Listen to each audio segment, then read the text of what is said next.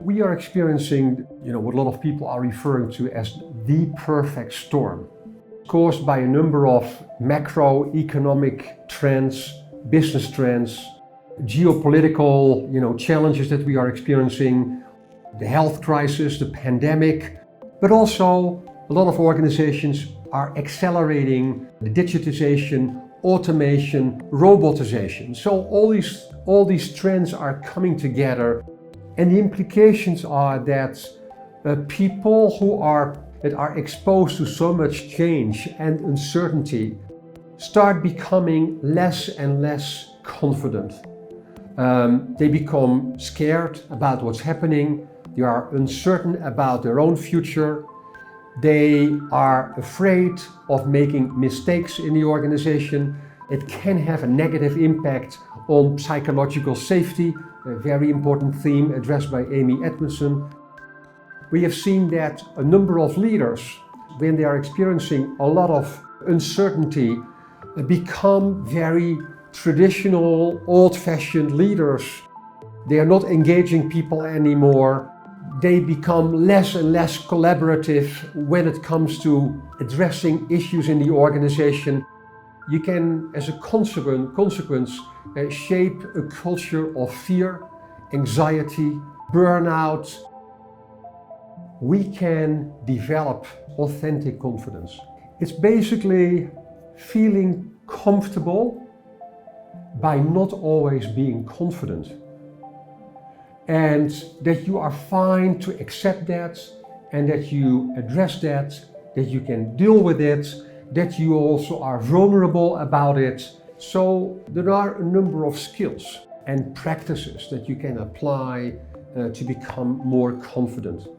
And this all has to do with emotional flexibility.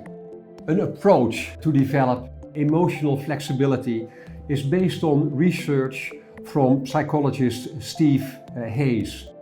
And he has developed a number of practices that will help people to become more emotional flexible and, as a consequence, more confident.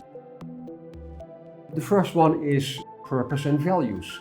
People who understand their personal purpose and have defined and lived their values has a huge impact on emotional flexibility.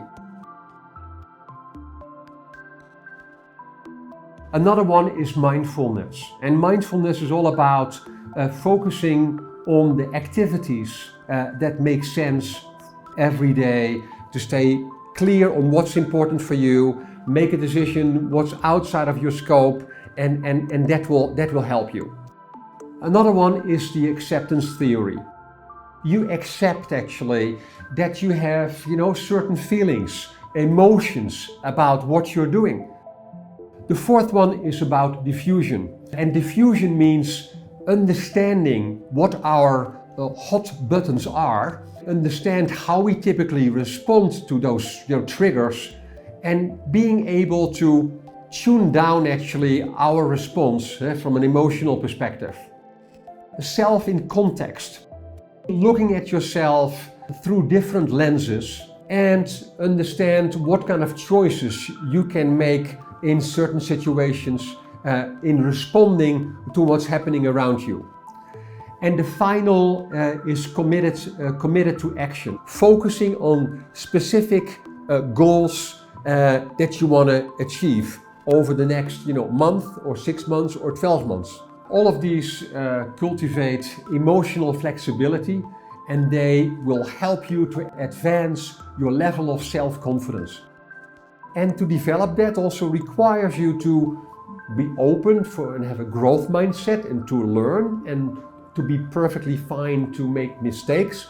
And that's part of also being authentic, confident. Being comfortable by not always being confident.